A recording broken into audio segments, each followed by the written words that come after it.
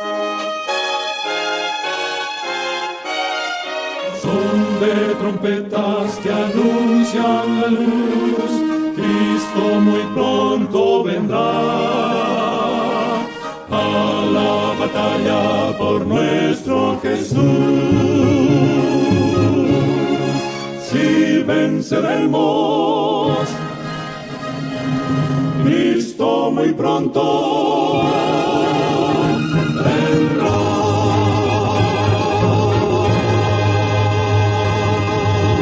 Muy buenos días, hermanos, hermanas, amigos que nos escuchan a través de esta estación radial, Radio Pueblo 1510 AM. Estamos transmitiendo desde Santo Domingo, República Dominicana, para el mundo, nuestro programa El Pregonero de la Verdad.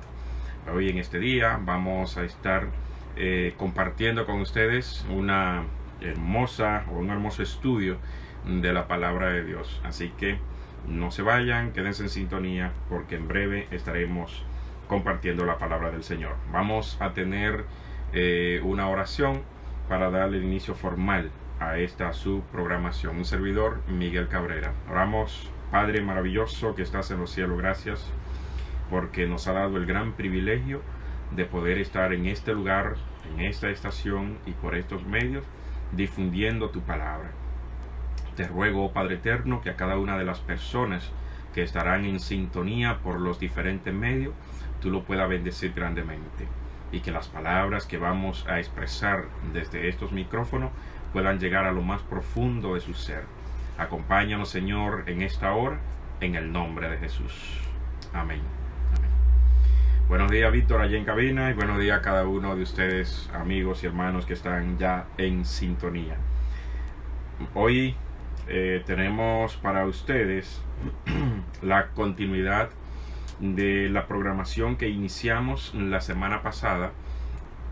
La semana pasada ustedes recuerdan que estuvimos hablando acerca del fin de la gracia divina, ¿verdad? El cierre de la gracia divina. Y no es más que el proceso que está llevando Cristo en el reino de los cielos, en el santuario y específicamente en el lugar santísimo.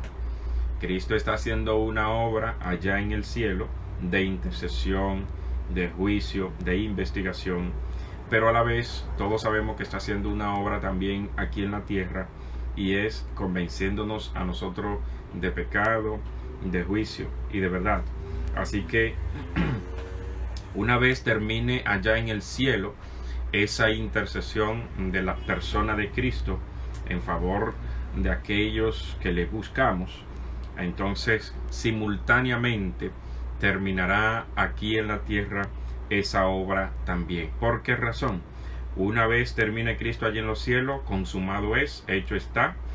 Asimismo, los que están aquí en la tierra predicando el evangelio ya no tendrán palabras para darle a nadie más, sino que el que no quiso escuchar, ni obedecer, ni aceptar hasta ese momento, pues sencillamente se le aplicarán las palabras del Señor que dicen en el capítulo 22 de Apocalipsis: el que sea limpio, siga siendo limpio; el que sea sucio, ensúciese más; el que sea justo, siga siendo justo; el que es injusto, continúe en la injusticia. Por lo tanto, ya hasta ese momento se habrá decidido todo. Aquellos que han sido pasados a juicio y han sido encontrados inocentes, que su nombre haya sido puesto en el libro de la vida para salvación, entonces esos serán sellados para vida eterna. Pero aquellos que han sido pesados en balanza y han sido encontrados faltos, pues sencillamente quedarán o morirán cuando Cristo venga, y resucitarán después de los 1000 años para recibir el juicio final. Así que esa es una obra que Cristo está haciendo, y según el libro de Daniel capítulo 7 nos afirma a nosotros que es una obra en favor de los santos. Cristo entró al lugar santísimo para recibir del Padre el reino, para ser entregado a los santos. Así que nosotros somos coherederos, ¿verdad? La palabra de Dios es fiel en todas sus extensiones, no se contradice en ninguna parte. Por eso Pablo nos dice más adelante de que nosotros somos coherederos con Cristo. ¿Por qué razón? Sencillo. Cristo entró al santuario para recibir el reino de parte de su Padre y entregárselo a los santos. Pero sin embargo, cuando Pablo dice que nosotros somos coherederos, es porque ese reino que Cristo va a recibir, nosotros o Cristo lo va a compartir con nosotros. De lo que Cristo recibe del Padre, Él nos da a nosotros. Nosotros heredamos de Cristo lo que Cristo hereda del Padre. Así por eso Pablo, bien atinadamente, dice que nosotros somos coherederos con Cristo. Bien, la semana pasada estuvimos hablando acerca de, o pusimos más bien un escenario, ¿verdad? Pusimos un escenario, lo que fue el diluvio, ¿verdad? El diluvio, lo que aconteció allí, y hacíamos una comparación, ¿verdad? Hacíamos una comparación cuando, o el tiempo durante Cristo está en el santuario y cuando salga del santuario y posterior a su salida del santuario. Así que vimos ese escenario de cómo se comportaba la gente antes de que Noé entrara en el arca, durante el proceso del anuncio del mensaje, durante el proceso de la predicación. Y si bien es cierto, todo ese tiempo que Noé duró predicando el mensaje de que venía, ¿verdad? De que venía, pero ¿quién venía? Venía el diluvio. En ese tiempo fue el tiempo que se le dio al pueblo, ¿verdad? Para que se arrepintiera. O sea, yo podría decir entonces que esos 120 años que duró Noé predicando, entonces fue el tiempo de gracia que se le dio al pueblo o al mundo antes diluviano. Por lo tanto, ese tiempo de gracia culminó cuando el Señor le ordenó a Noé que entrara al arca con su familia. Una vez Noé entró en el arca, el Señor selló el arca, terminó la gracia. Pero ¿qué sucede? Algo muy interesante. Resulta que ese mundo antediluviano que se quedó fuera, que no quiso aceptar, que fue pesado en balanza y fue encontrado falto, entonces cuando Noé entró en el arca, que se selló la gracia, se terminó la gracia para ellos, ellos no se dieron cuenta. Ellos no se dieron cuenta de que ya no había más oportunidad para ellos y que Noé ya no tenía más palabra que anunciarle a ese mundo. Note, estoy haciendo una comparación de lo que dije al principio de la introducción, de que una vez que Cristo termine en el cielo su intercesión, simultáneamente termina aquí en la tierra. Y decía que aquí en la tierra, una vez Cristo termina en el cielo, los santos aquí en la tierra ya no tendrán palabra para decirle al mundo que se arrepientan, que Cristo viene, que Cristo murió por ellos, que Cristo, ya no habrá más palabra para ellos. Asimismo Noé, tal cual, cuando Noé entró en el arca ya no tenía palabra para anunciarle a ellos, ya no tenía mensaje que darle. ¿Por qué? Porque el tiempo que se le dio a ellos para que tomaran una decisión de parte de la justicia, de parte del Señor, pues sencillamente no lo aprovecharon y no quisieron aceptar la misericordia de Dios y la justicia. Por lo tanto, una vez Noé entró en el arca y el arca fue sellada, se terminó la gracia, pero ellos no se dieron cuenta. Ellos siguieron haciendo todas sus cosas, todos sus oficios, porque no había ninguna señal, no había ningún indicio de lo que Noé estaba diciendo fuera verdad y que se fuera a cumplir. Por lo tanto, ellos se mofaban de que Noé sencillamente, podríamos decir que era un profeta falso, que era un extremista, que era un alarmista, etc. Porque ellos sencillamente no sentían ni hacía ningún tipo de efecto la palabra de Noé en el corazón de ellos. Sin embargo, pasado 7 días, cuando ellos vieron de que el cielo se nubló, de que comenzaron a caer gotas de agua enorme, me imagino no, así lo dice el espíritu de profecía, relámpago por doquier, truenos, y me imagino temblores de tierra cuando las fuentes del gran abismo comenzaron a abrirse y a romperse, ¿verdad?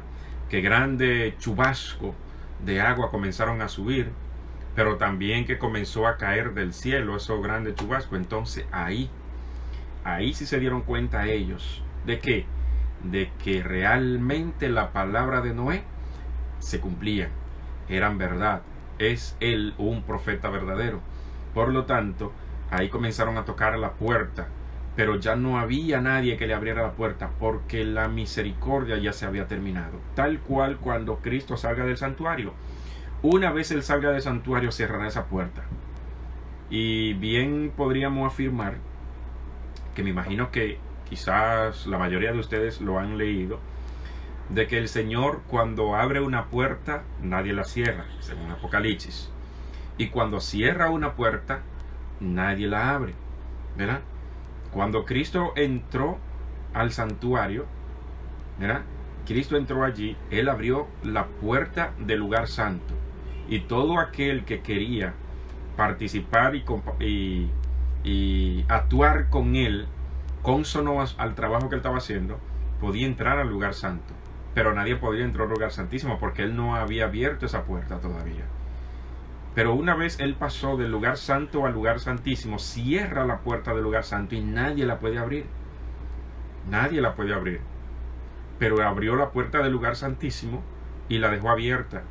Y ahora cualquiera que quiera entrar allá puede entrar y participar con Él, ¿verdad? Simpatizar con Cristo en el trabajo que Él está haciendo.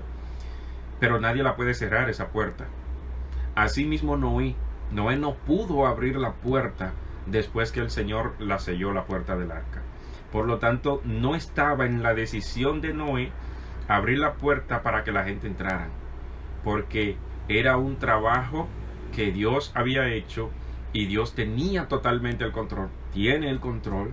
Por lo tanto, ningún ser humano, nadie puede decidir lo contrario cuando el Señor ya decidió tal cosa. Así que, viendo ese escenario desde el punto de vista del diluvio, es como un proceso de juicio en miniatura para lo que viene, para los últimos días de este mundo.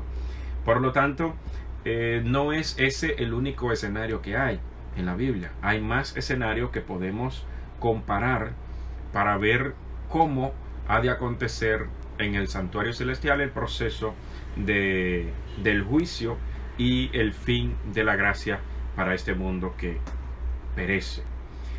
Y vamos en esta ocasión a ir al libro de Mateo. En el libro de Mateo vamos a buscar allí.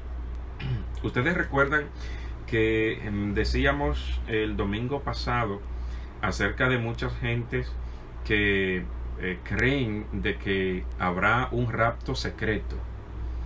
Y de verdad que me llama mucho la atención esto, y me apena a la vez, cuando yo escucho a estas personas que dicen que habrá un rapto secreto, porque entienden que Cristo tiene que venir a robarse lo suyo.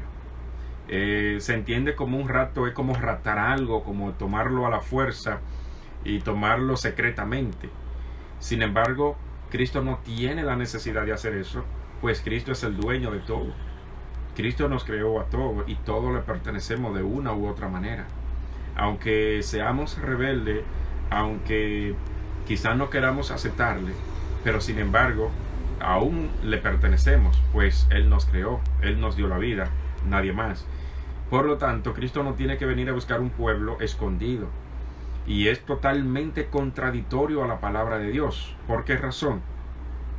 Porque cuando Cristo venga, todo ojo le verá. Oiga, todo ojo le verá. No dice la nación tal, el pueblo tal, la ciudad tal, la aldea tal, no. O tales personas en específico, no. Todo ojo le verá. Y se va un poco más lejos. Se va un poco más lejos, porque dice la palabra de Dios en Apocalipsis que aún los que le traspasaron, oiga esto, o sea, no solamente está diciendo que todo ojo le verá y punto, sino que se va más allá. Aún aquellos que le traspasaron, ¿cuáles fueron aquellos que le traspasaron? Los que tuvieron parte activa en su sacrificio, en su muerte, ¿verdad? Toda esa persona, que no, la Biblia no dice cuánto ni cuáles, pero dice lo que lo traspasaron, o sea, los que participaron allí. Todas esas personas, el Señor los resucitará para que lo vean a Él venir en la nube de los cielos. Y de hecho, en el juicio, Cristo se lo dejó saber. ¿Cómo así? Él le dijo: desde ahora te digo que verás al Hijo del Hombre viniendo en la nube de los cielos. O sea, Él se lo anunció. Quizá ellos ni idea tuvieron de qué Cristo le decía, pero sin embargo Él se lo dejó saber y le dio a entender de que lo verán cuando Cristo venga en la nube de los cielos. Por lo tanto, vemos allí de que no es un rato secreto. Va a ser bien público y bien a la vista de todo el mundo. Por lo tanto, aquellos que no se hayan adherido a Él, a su mensaje, a su práctica, entonces tendrán que sufrir la consecuencia, lamentablemente. También hay muchas personas que entienden de que luego que Cristo venga por segunda vez, entonces se le dará un tiempo de gracia, es decir, 7 años. 7 años dicen que tendrán, pero sin embargo no será así. Después que Cristo venga por segunda vez, ya no habrá tiempo de gracia. Y yo le hago la pregunta: después que vino el diluvio, después que el Señor mandó el diluvio, ¿usted cree que hubo un tiempo de gracia para esas personas que fueron condenadas? No, perecieron en el diluvio. Las únicas personas que se le preservó la vida fue aquello que el Señor los selló en el arca. Y así mismo será cuando Cristo salga del santuario. Las personas que se hayan adherido a Él y hayan guardado sus mandamientos, hayan guardado sus leyes, simpaticen con Cristo hasta el final, recibirán el sello del Dios vivo. Y esto que reciban el sello del Dios vivo, serán sellados para vida eterna. Ese sello es para vida eterna. Lo mismo que hizo el Señor con el arca de Noé. Cuando el Señor cerró la puerta, dice que le puso el sello del cielo. Y como esa arca tenía el sello del cielo, pues el Señor la preservó.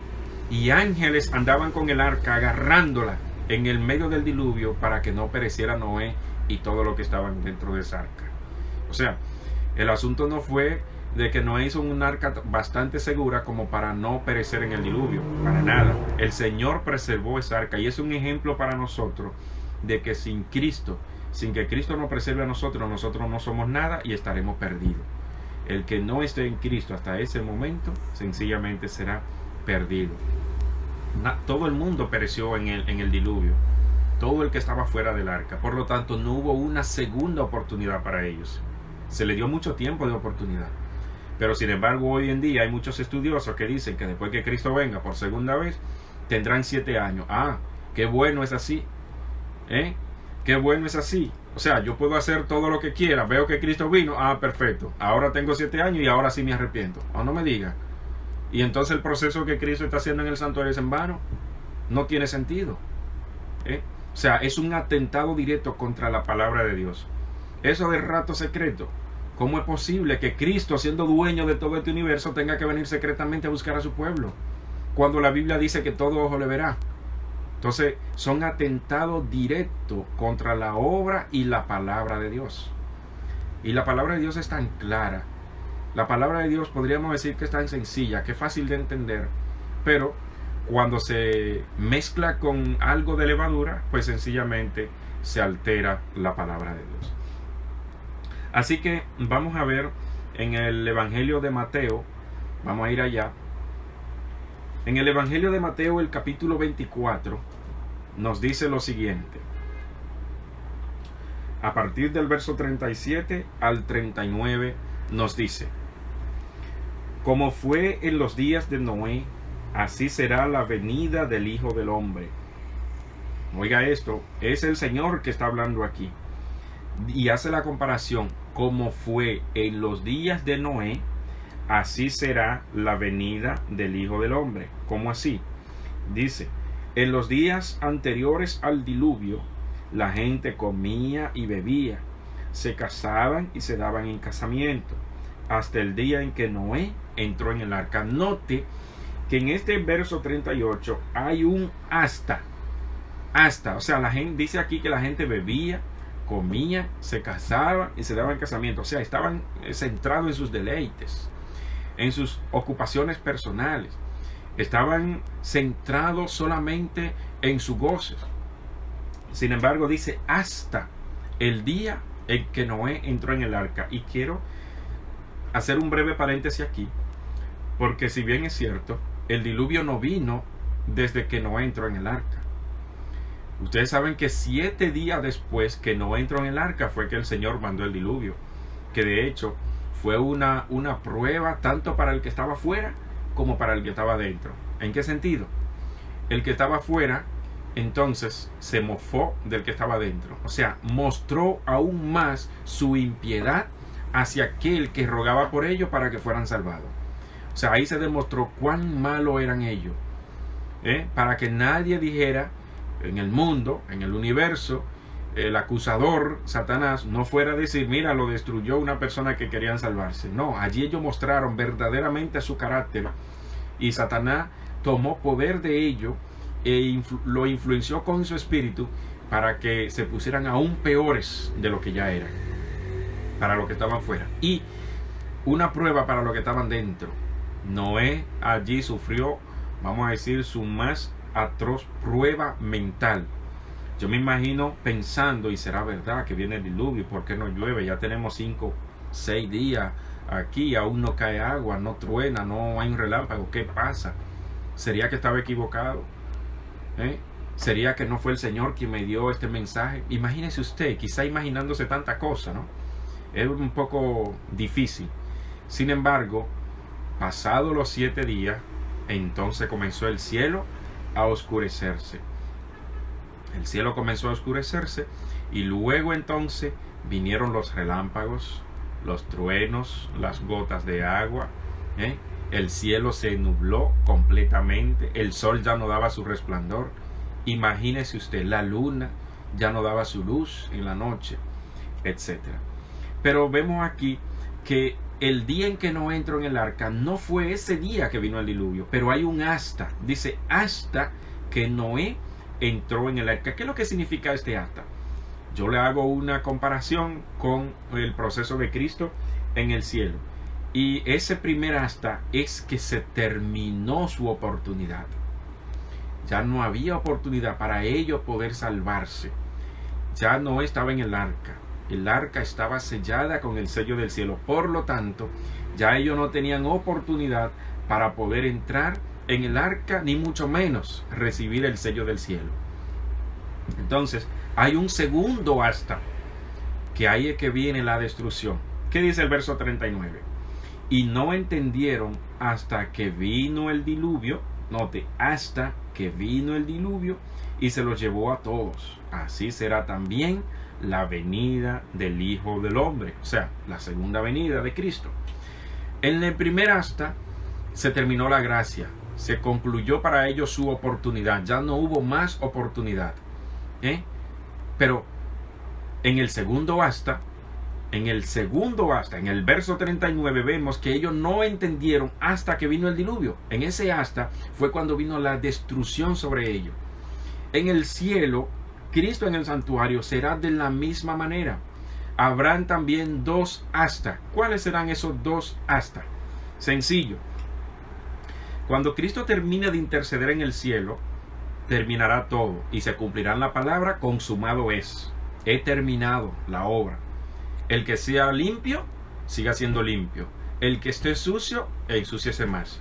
Pero Cristo aún no viene a esta tierra. Aún no regresa a esta tierra. Sino que pasará un tiempo. ¿Cuánto? No lo sé. La Biblia no lo dice. Pero pasará un tiempo. Y ese hasta es el final de la gracia para el mundo. El final para la intercesión. El final para la predicación del Evangelio. Se terminó ahí. Ya la gente, los santos, los sellados, no tendrán palabra para aquellos que no hayan aceptado a Cristo hasta ese momento. Pero luego viene un hasta. Note que hasta ese primer hasta la gente seguirá haciendo lo mismo.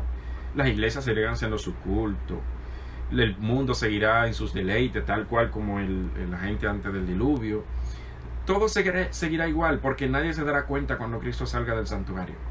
Ahora bien, El segundo hasta viene cuando Cristo aparezca en la nube de los cielos, que ahí es cuando la gente se dará cuenta de que está perdido, de que ya no hay más oportunidad. Cuando la gente antediluviana comenzaron a tocarle la puerta a Noé, sencillamente cuando el cielo se nubló, que ellos comenzaron a razonar, óyeme, ¿y será entonces posible que este anciano tuviera la razón? ¿Sería entonces que él sí estaba anunciando la verdad? Y así mismo será cuando Cristo venga en la nube de los cielos. Y dice Apocalipsis que muchos buscarán la muerte, pero la muerte huirá de ellos. Muchos irán a las peñas y le dirán a la peña, cae sobre nosotros, y la peña no caerá sobre ellos. ¿Por qué? Porque la muerte huirá de ellos. Ellos tendrán que estar ahí para ver al Hijo del Hombre venir en la nube de los cielos y ver su gloria y ver a los redimidos ser transformados. Pero entonces, una vez que ya haya pasado todo esto, entonces el resplandor de la gloria de Cristo, que dice que Cristo viene con la gloria de su Padre, con sus santos ángeles, su propia gloria. Dice que la palabra que sale de su boca, que dice que es una espada, que es su palabra, lo quemará, lo matará. Y así, tal como cuando el diluvio, los únicos que quedaron con vida fuera del arca fueron Satanás y sus ángeles, sus demonios. Son los únicos. No quedó animal, no quedó persona, no quedó vegetación, no quedó nada con vida. De la misma manera y de manera exacta, solo que ahora será más gigantesco, para así decirlo. De la misma manera pasará cuando Cristo venga a esta tierra. Toda vida humana que no haya sido sellada para vida eterna morirá. Todos los animales morirán. Toda la vegetación morirá. El sol ya no dará su resplandor. La luna ya no alumbrará de noche. Por lo tanto, los únicos que quedarán aquí serán con vida Satanás y sus ángeles, que han de sufrir en carne propia lo que le han hecho pasar a este mundo. Y ustedes muy bien saben, o saben más bien, que Apocalipsis nos dice bien claro a nosotros de que hubo un ángel que descendió del cielo, ¿verdad? Con una gran cadena, con una gran cadena, y dice que ató al dragón. ¿Por cuánto? Dice que por 1000 años. Pero esos 1000 años, ustedes muy bien saben que es el tiempo que durará Satanás aquí en prisión. ¿Pero qué prisión? No es una prisión él atado o encerrado en un calabozo. Claro, este mundo será como un calabozo para él.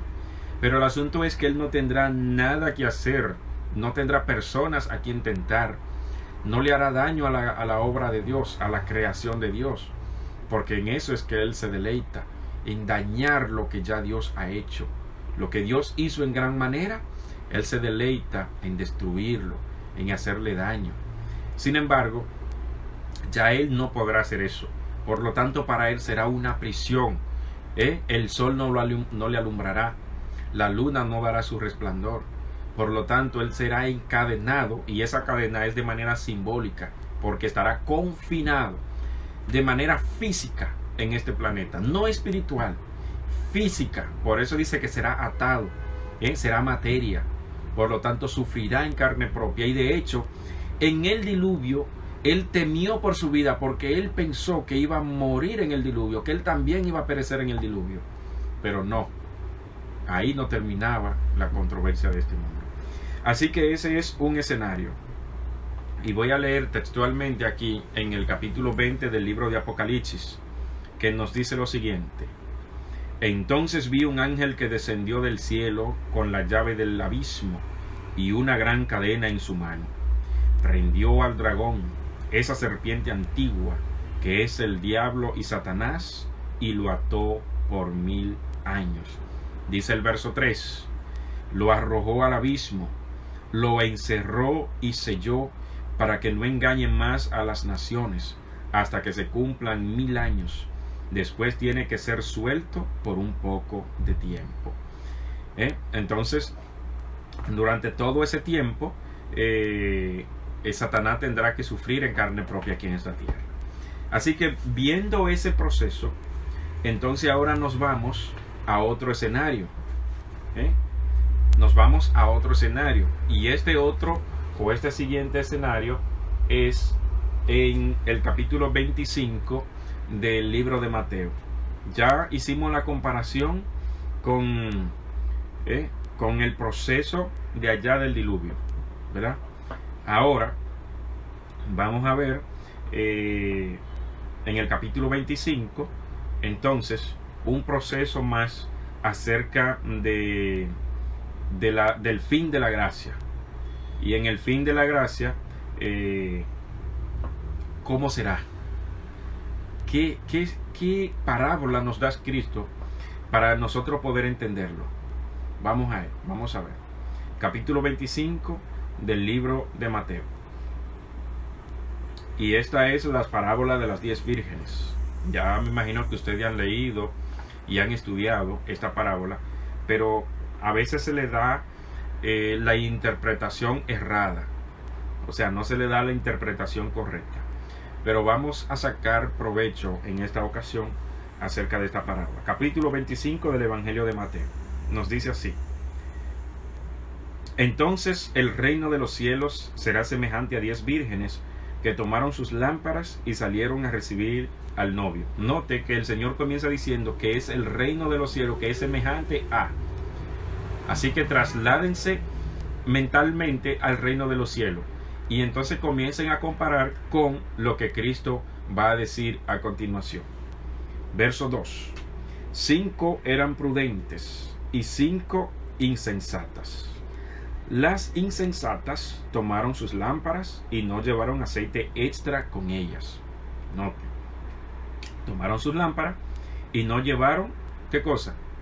Aceite extra con ella. Y aquí hay símbolos, ¿verdad? Aquí hay símbolos. Ustedes recuerdan que el aceite en la palabra de Dios simboliza el Espíritu Santo. Es bueno que tomen eso en cuenta. El aceite simboliza el Espíritu Santo. También dice el verso 4: en cambio, las prudentes tomaron aceite en sus vasijas junto con el de sus lámparas. O sea, el aceite que llevaban las lámparas más porciones extra, por si ese que llevaba la lámpara se le termina. O sea, llevaron algo más extra, fueron un poquito más allá, pensaron en los momentos difíciles, pensaron en el momento crítico, pensaron en el momento donde o en el lugar donde iban a estar, que no tenían no iba a haber lugar donde ellos adquirir aceite, y pensaron en un lugar prácticamente solo, iban a estar solos, y como iban a estar solos tenían que sobrevivir con lo que tenían. Por lo tanto, esas 5 prudentes se prepararon para esos momentos críticos. Sigue diciendo: y como el novio tardaba, todas cabecearon y se durmieron. Dice que todas, o sea, las 10 cabecearon y se durmieron. El sueño la derrotó y se durmieron. Verso 6. A medianoche oyeron el clamor: ahí viene el novio, salid a recibirlo. Escucharon la voz: ahí viene el novio, salid a qué? A recibir. Muy bien. Verso 7. Entonces todas las vírgenes se levantaron y arreglaron sus lámparas. Se organizaron, se prepararon para recibir al novio. Verso 8. Y las insensatas dijeron a las prudentes: dadnos de vuestro aceite, porque nuestras lámparas, ¿qué cosa hacen? Se apagan. Se le terminó. Mientras ellas estaban durmiendo, mientras ellas estaban cómodas, durmiendo, se le acabó el aceite. No se prepararon para ese momento crítico. No se prepararon para ese momento de dificultad. No se prepararon para ese momento de poder sobrevivir sin ayuda de nadie más. Sin embargo, ¿qué le dicen las prudentes? Verso 9. Pero las prudentes respondieron: para que no nos falte a nosotras y a vosotras, id más bien a los que lo venden y comprad.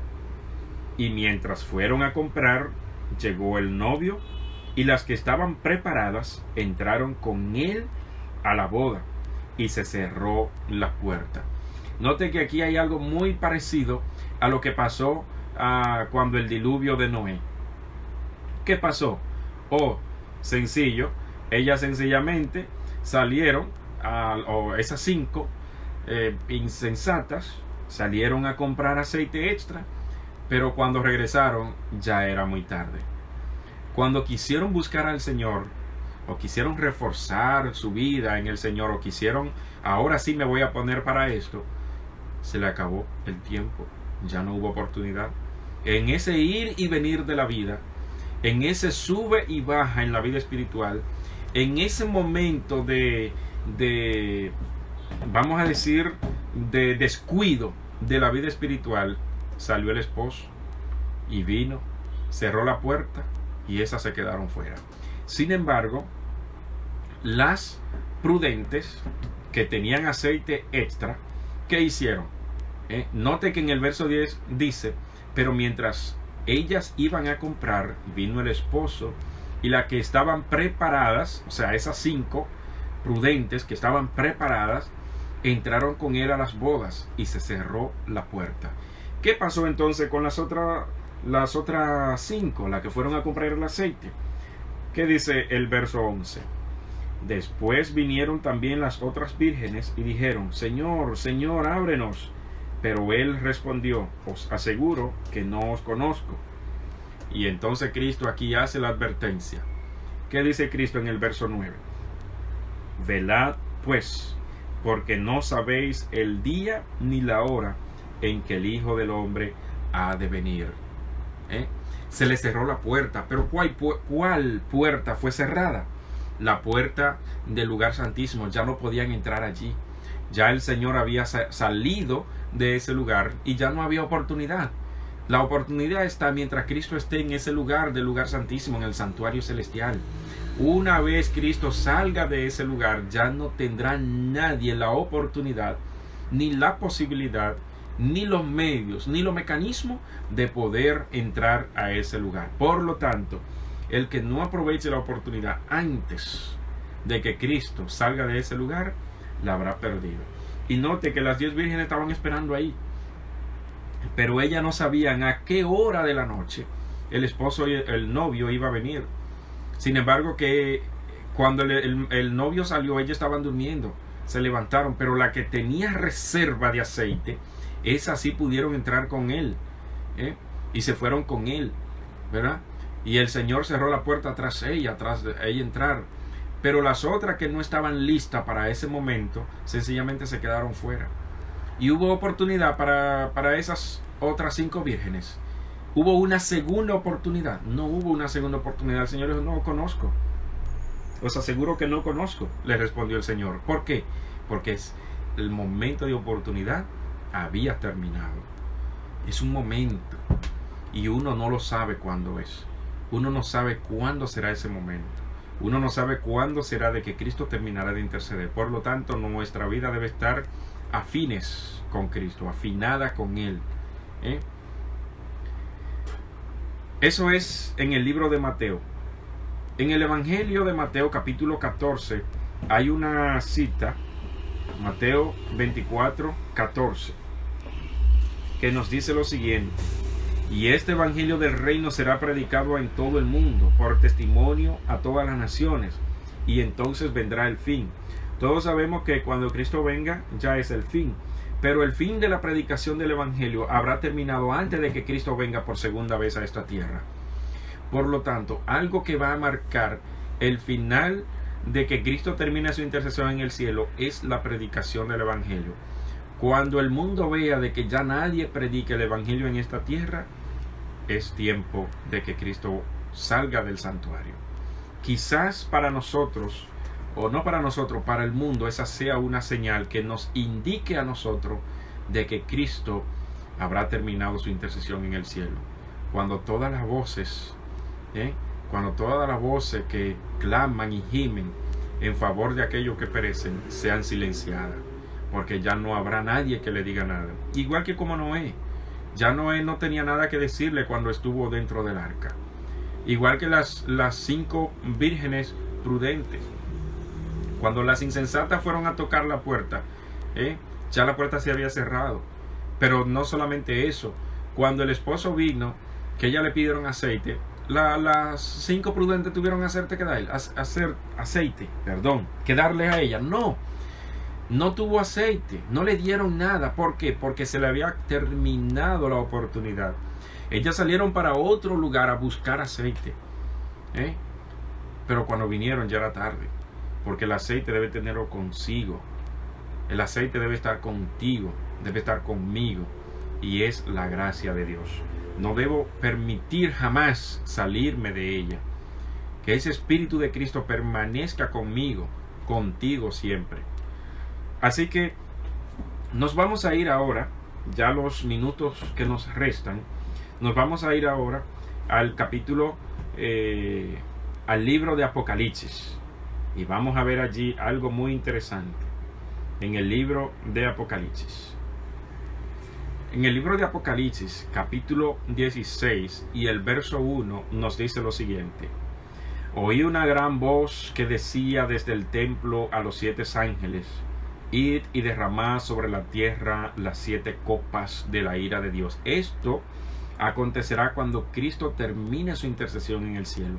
Una vez Cristo termine, este mundo vivirá sin la misericordia, sin la gracia refrenadora de Dios en esta tierra. Las pasiones de los hombres ya nadie la detendrá. Los vientos los ángeles que retienen los 4 vientos de la tierra serán soltados.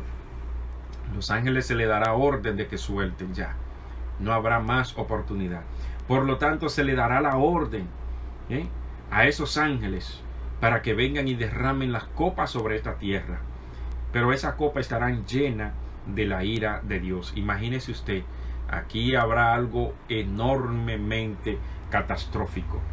Como allá en el tiempo cuando el diluvio hubo un cataclismo, hubo algo terrible, así mismo será cuando el Señor dé la orden de que derramen las copas sobre esta tierra.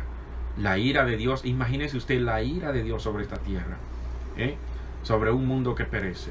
Pero los que hayan recibido el sello de Dios estarán seguros. Cuando Noé entró en el arca, dice que el arca recibió o se le puso el sello del cielo, y ellos estuvieron seguros. Dice Apocalipsis 14, del 6 al 7, vi volar por en medio del cielo a otro ángel, que tenía el evangelio eterno, para predicarlo a los moradores de la tierra, a toda nación, tribu, lengua y pueblo. Y aquí yo hago la comparación con Mateo 24:14.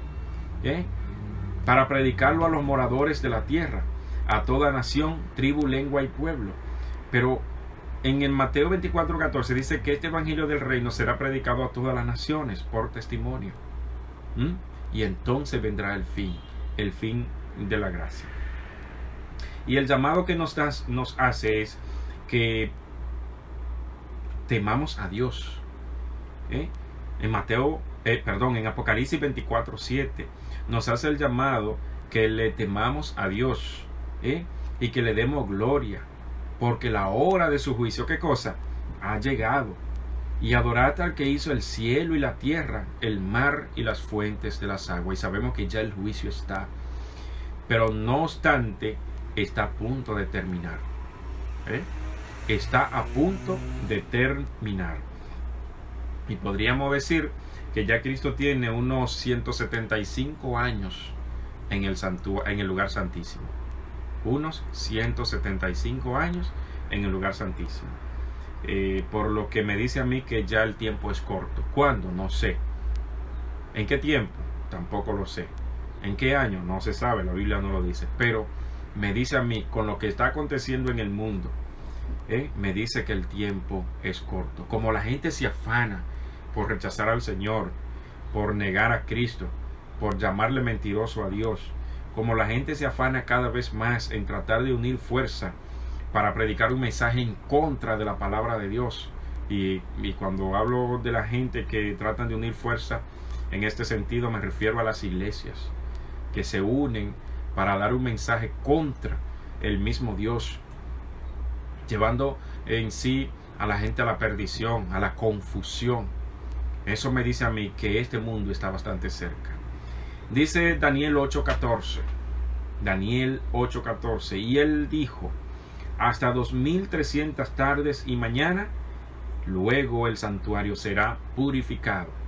Ustedes saben que Cristo entró a este lugar, el lugar santísimo, para purificar el santuario. Lo está purificando con su sangre, con su obra, ¿verdad? Con su intercesión, el trabajo que Él está haciendo en ese lugar. Pero pronto ha de terminar lo que Cristo está haciendo allí.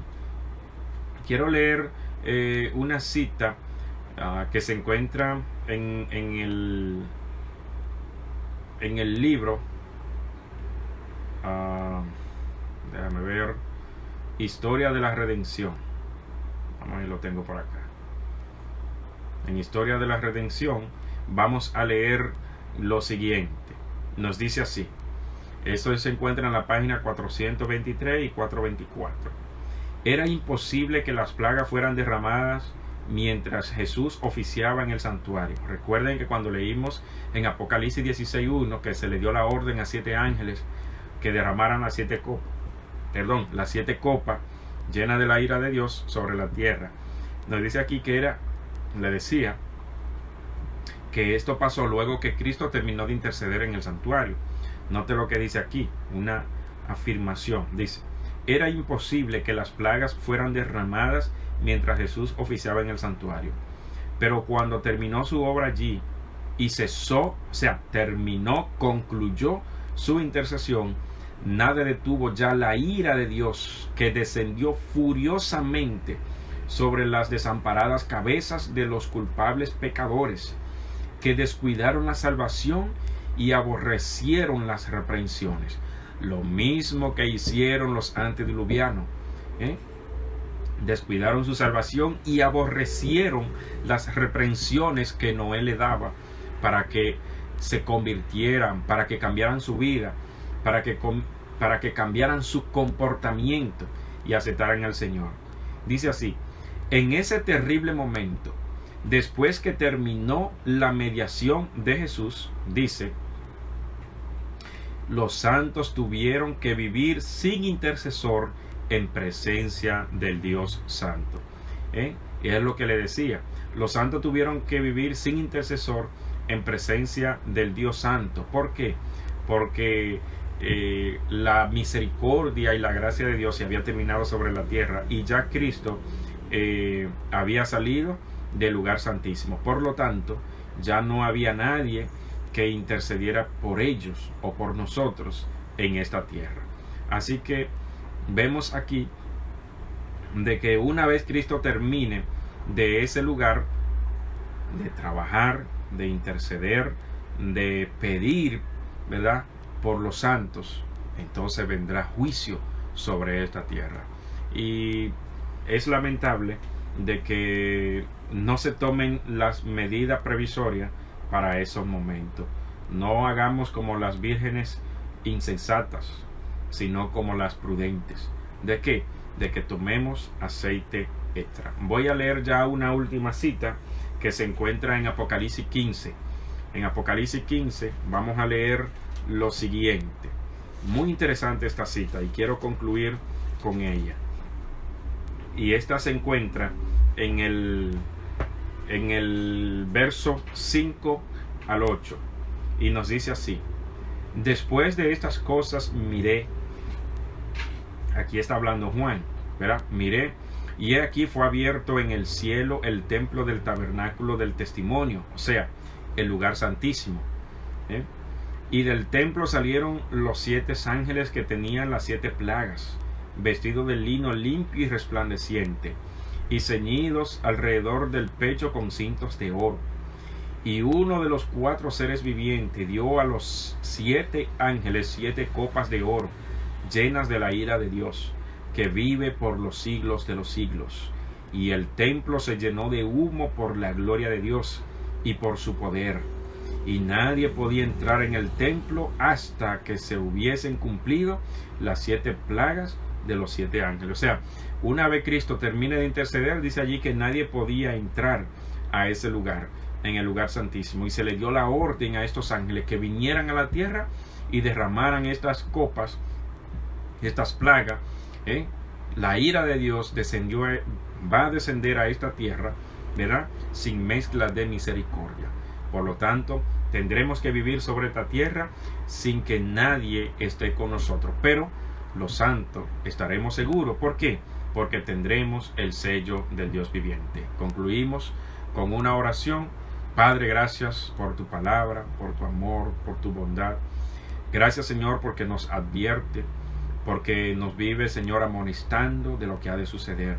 Ayúdanos, Señor, a ser como las 5 vírgenes prudentes que tuvieron aceite extra y pudieron vivir y entrar con el novio a la boda. Te pedimos, Señor, que nos selle para vida eterna, y todo aquello que estuvieron en sintonía, Señor, tú lo selle para la salvación.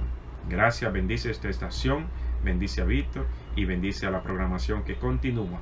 Gracias por todo, en el nombre de Jesús. Amén. Muchas gracias a todos, un feliz día.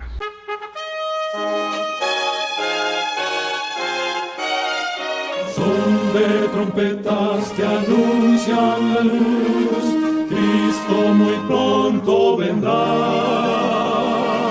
a la batalla por nuestro Jesús. Si venceremos, Cristo muy pronto